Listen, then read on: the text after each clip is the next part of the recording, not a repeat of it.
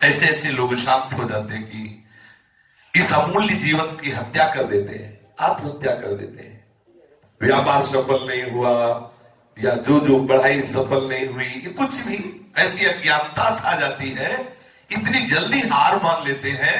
वो समझते हैं इस शरीर को नष्ट कर देने से हम सुखी हो जाएंगे।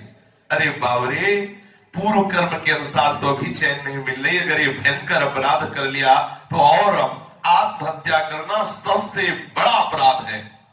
सबसे निंदनीय गति अगर प्राप्त होती किसी को तो आत्महत्यारे को प्राप्त होती है। जो न तरे भवसागर अस समाज नर पाए, सोअति निंदक मंदमति आत्महनन गति जाए। बहुत निंदनीय गति।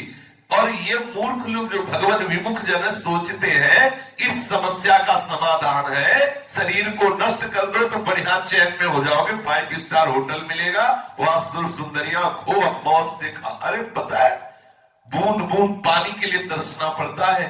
जब कोई शरीर को नष्ट करता है उसे प्रेत योनि मिलती, अधो योनि मिलती, और कैसे कैसे भयानक दंड मिलते हैं।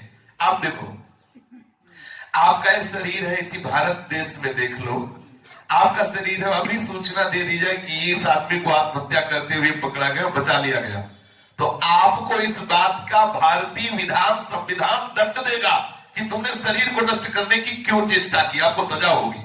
सोचो, जब हमारा भारतीय सिद्धांत तुम्हें इस बात के लिए अलाउ नहीं करता तो हमारा भागवतिक सिद्धांत तुम्हें कैसे क्षमा कर देगा। इसलिए सावधान होइए।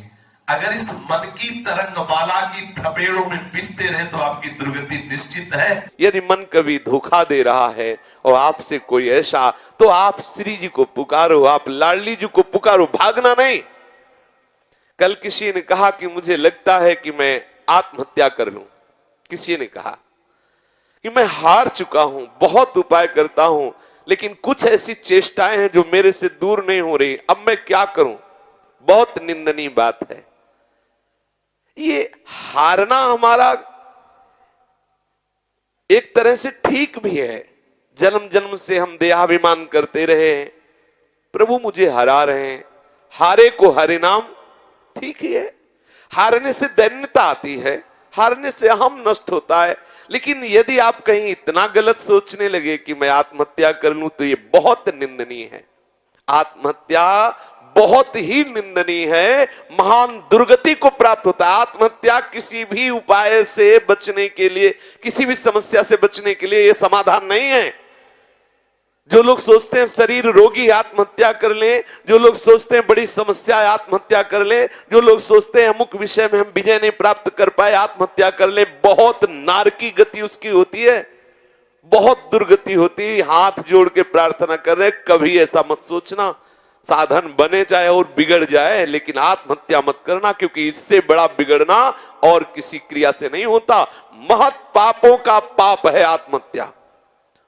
बहुत बड़ी दुर्गति होती आत्महत्या रे की, बहुत बड़ी दुर्गति होती। अगर आपसे कोई साधन नहीं बन रहा, आपसे कोई त्रुटि हो रही है, तो आप संत सदगुरुदेव से मिलकर के उस त्रुटि को दूर करने की चेष्टा करें। और नहीं दूर हो रही तो जय श्री राधे, हम आपके हैं, पड़े रहो, आप देखो तो चमत्कार।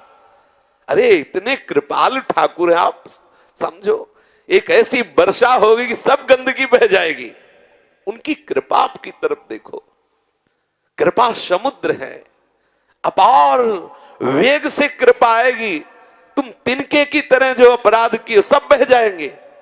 कृपा ऐसे वेग वाली नहीं है कि तुम्हारे छोटे मोटे बांध कृपा को रोक लेंगे। कृपा इतना महान वेग है कि तुम्हें बहाकर श्री जी तक पहुंचा ही देगी।